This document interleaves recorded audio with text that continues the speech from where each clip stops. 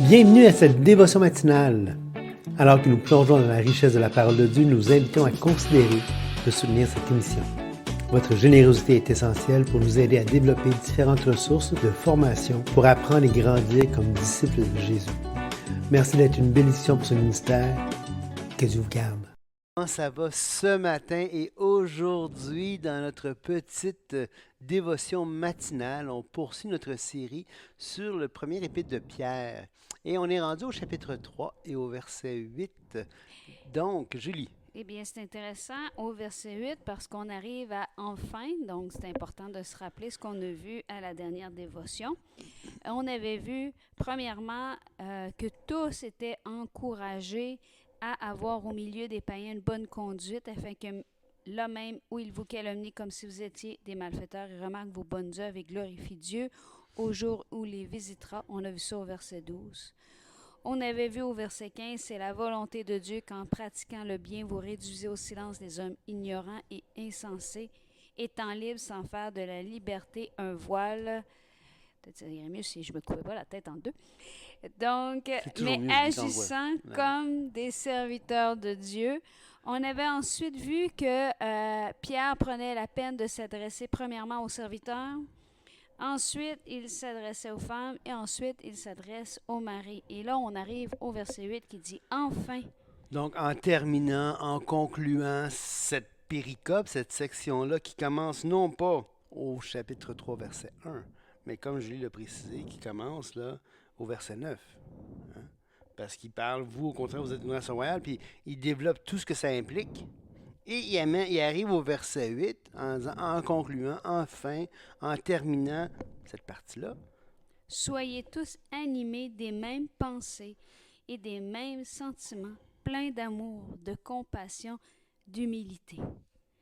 Donc, c'est important de voir ce verset-là, surtout après qu'on a parlé que les 6 premiers versets s'adressaient aux femmes et parfois étaient mal perçus à cause de cette notion de que chacune soit soumise à vos maris.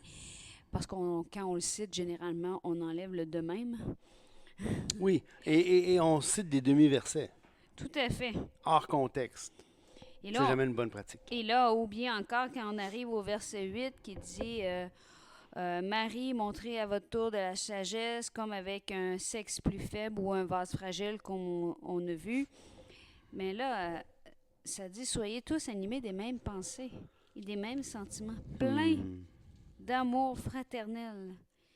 Et c'est beau, plein d'amour fraternel. Exactement. Pas juste un peu, soyez plein d'amour, soyez remplis d'amour fraternel. Ça veut dire que ça se cultive. Ça veut dire que par Dieu, par la méditation de la parole, par s'encourager dans notre... Tu sais, de toutes ces façons-là, là, ça s'entretient à avoir non pas seulement de l'amour les uns pour les autres, mais aussi de l'amour fraternel. De la compassion et de l'humilité.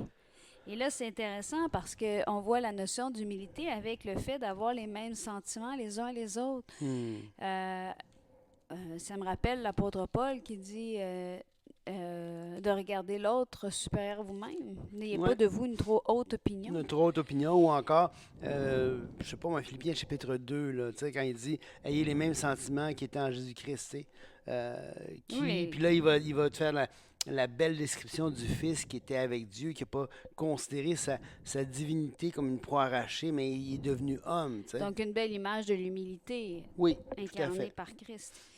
Et là, on continue avec cette soyez plein d'amour, de compassion, d'humilité. Et rappelez-vous, là, c'est soyez, décidez d'être. Oui. C'est ça que ça veut dire, soyez. Ça veut dire que s'il prend la peine de nous donner ces directives-là, ces exhortations-là, ça veut dire que c'est pas quelque chose de naturel d'une part, puis deuxièmement... C'est quelque chose de possible. C'est quelque chose de possible, absolument. Et ça dit ensuite, ne rendez point mal pour mal ou injure pour injure. Bénissez au contraire, car c'est à cela que vous avez été appelés, afin d'hériter la bénédiction. Et on se rappelle qu'on avait déjà mentionné, ça ne veut pas dire de supporter n'importe quoi. Disons que, par exemple, une femme ou un homme qui vit de la violence de la violence physique ou verbale sans arrêt dans sa maison, c'est pas en train de dire continue comme ça puis c'est pas grave, ou qu'une femme se fait abuser Exact. ou qu'un homme se fait abuser, peu importe le sexe en fait.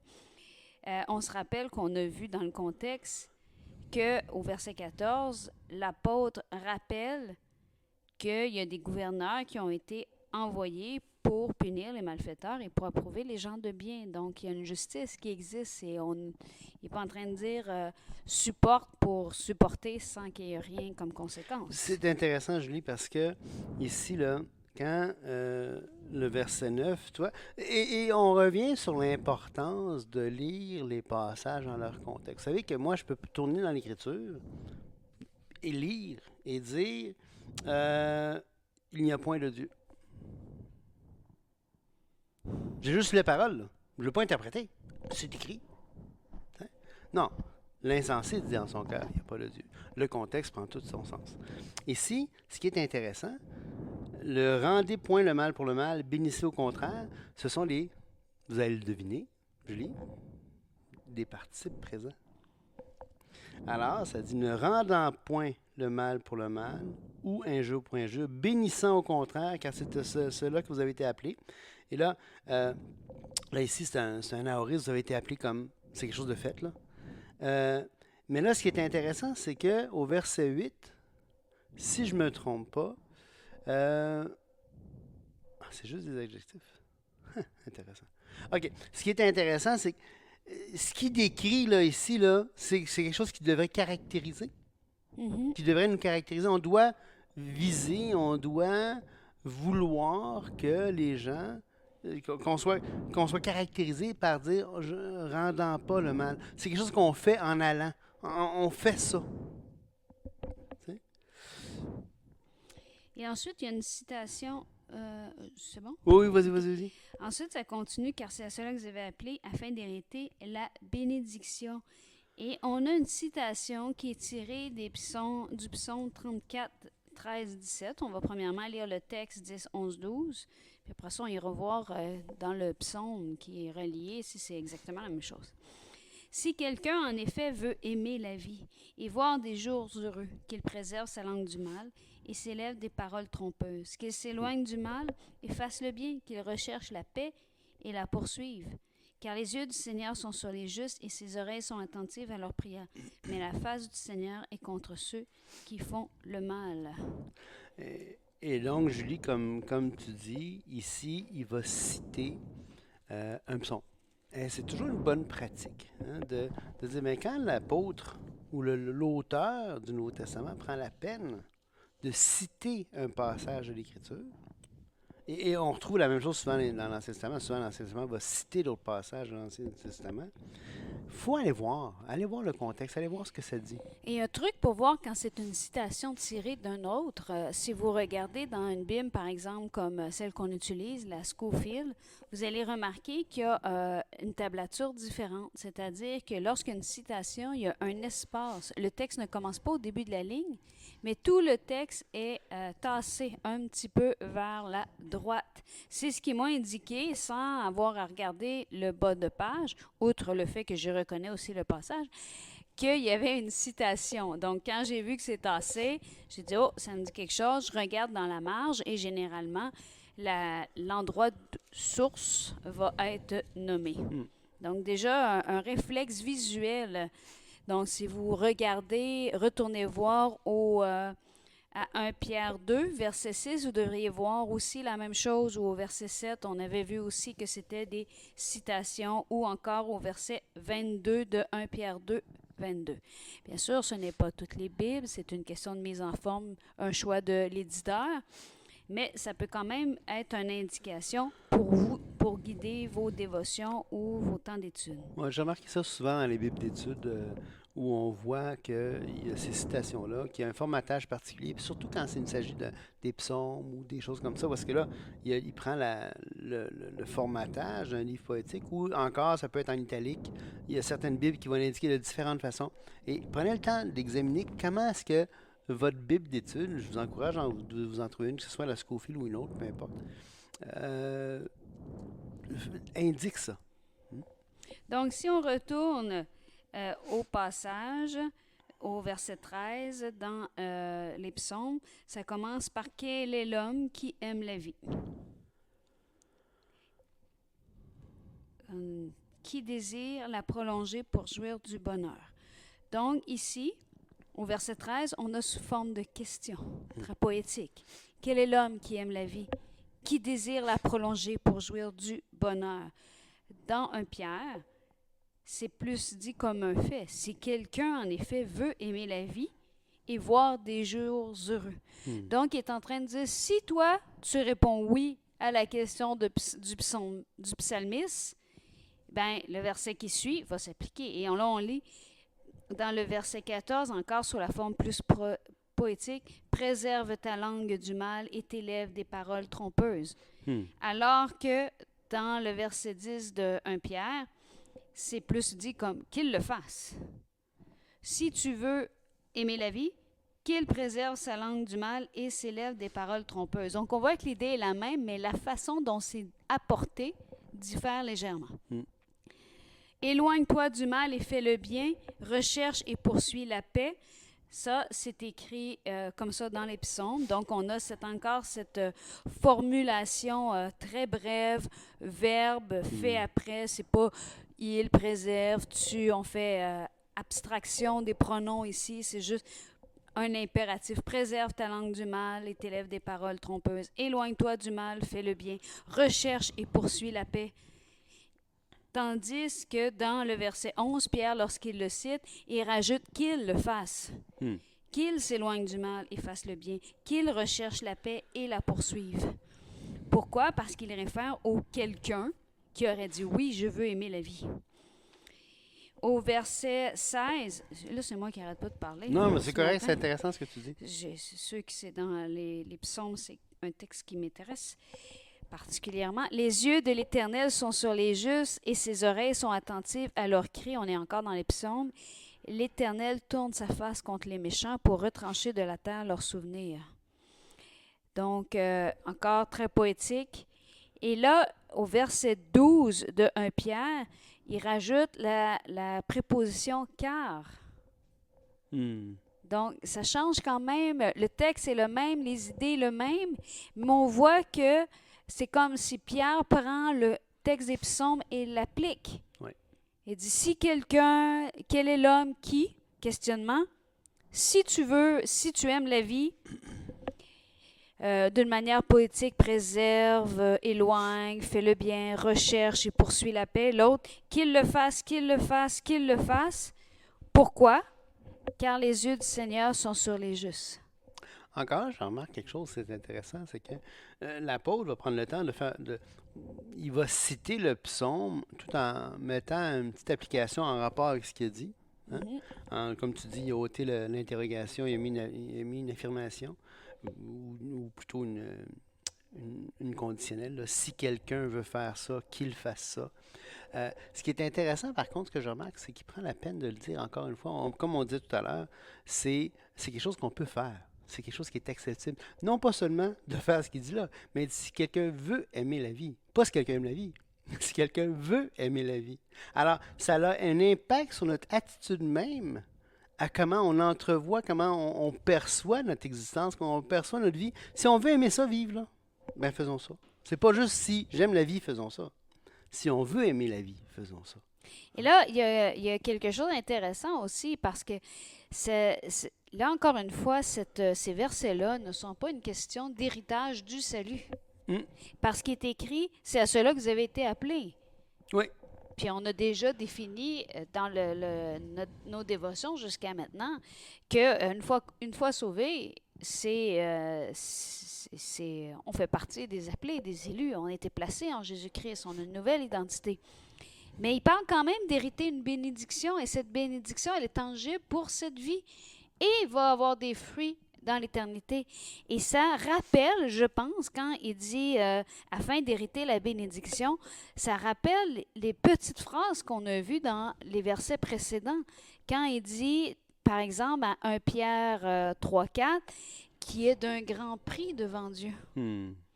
Donc, il rappelle que ce qu'on fait aujourd'hui, que nos actions ont un prix devant Dieu.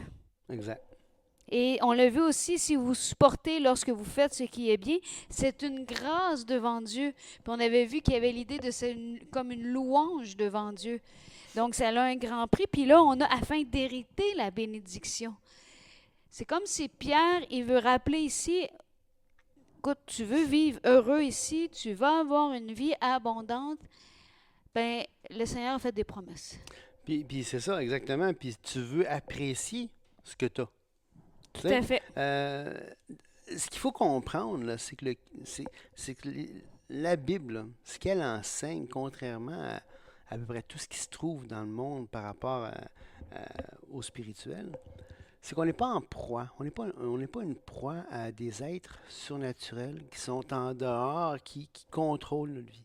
Tu sais, les Romains avaient les fats qui dirigeaient, qui décidaient tout ce qui... Tu sais, le destin, qui était une divinité aussi antique, qui décidait tout ce qui se passait, même ce qui se passait chez les dieux, chez les divinités.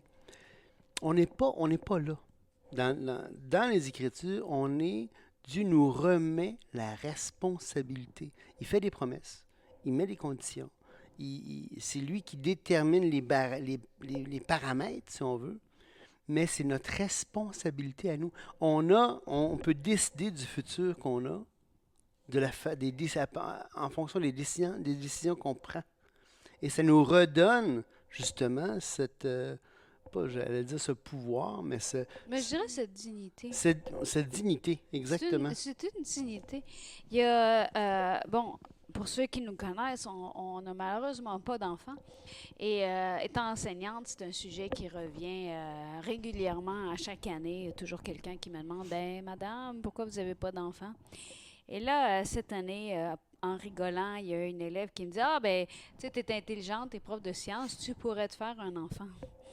Faire un robot, te fabriquer un robot. » Et je lui ai dit « Un robot, c'est fabriqué pour faire ce que tu veux. Un enfant, l'objectif d'un parent avec un enfant, c'est de l'amener à être qui il veut. » C'est de le construire pour l'amener à faire ce qu'il veut. C'est ça que tu avais dit. C'est ça. Tu construis le robot pour faire ce que tu veux, tu construis l'enfant pour faire ce qu'il veut. Et c'est un peu ça en enseignement aussi. Quand tu enseignes, tu transmets des savoirs, mais pas pour que les gens deviennent comme toi, tu voudrais qu'ils soient, mais pour qu'ils puissent trouver un sens et la direction à ce qu'ils sont. C'est sûr que comme prof de mathématiques, j'ai des attentes. J'ai des barèmes. Si tu veux passer mon cours, il faut que tu fasses ça. Mais tu vas choisir tes chemins, tu vas choisir différentes choses et ça va te mener plus loin. Je pense que Dieu, c'est un peu la même genre de relation qu'il veut avoir avec nous. Oui, il ne décide pas pour nous, comme nous, on ne décide pas pour les autres. C'est sûr qu'on a un cœur. Dans Romains 10, à la fin du chapitre, Paul va tracer l'image d'un Dieu qui tend les mains tous les jours pour que son peuple vienne à lui. Tu sais, il est comme un père, justement, qui tend... Viens, t'es capable. Viens. Tu sais.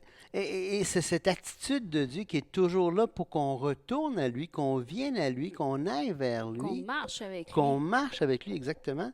Et qui n'est pas du tout de dire, avec son joystick, pour dire, mais écoute, tu vas faire ça, tu vas faire ça, tu vas faire ça. Tu sais. Puis qu'on ait l'impression d'être libre alors que c'est une fabulation. Non, on est vraiment libre. Oui, et Dieu est vraiment intéressé. Et pensez à je sais pas, si vous êtes en couple ou si vous avez un frère, une soeur, un parent, puis que vous avez le goût de passer du temps avec cette personne-là. Peu importe la personne à qui vous pensez, pensez à un être qui est cher. Bon, si vous dites, moi, j'aimerais vraiment ça, faire quelque chose avec telle personne, et que quand arrive ce moment-là, tu vois que la personne le fait juste parce que tu veux le faire, là, mais qu'en réalité, ça ne tente pas vraiment, là, puis qu'elle se sent obligée de le faire, tu n'auras pas le même... Tu n'éprouveras pas la même joie que si la personne dit « Hey, moi aussi, j'ai le goût de passer du temps avec toi. » Puis si tu avais la possibilité là, de mettre un cachet dans son eau pour que soudainement la personne ait le goût de faire ça, ça valerait-tu autant la peine? Ben non, parce qu'encore une fois, ce ne serait pas vraiment elle qui le ferait. C'est le cachet qui le ferait pour elle. Oui, exactement. Donc, il faut vraiment... et c'est pour ça, d'ailleurs, soyez tous animés des mêmes sentiments et des mêmes pensées, pleins d'amour fraternel, de compassion et d'humilité. C'est riche. Juste ça, c'est assez de contenu pour méditer toute la journée, là. Absolument. Donc, on vous encourage encore une fois aujourd'hui à cultiver le caractère que Dieu veut qu'on développe dans nos vies parce que ça va nous permettre de porter un fruit qui lui est agréable. Passez une belle journée. Que Dieu vous bénisse. Au revoir.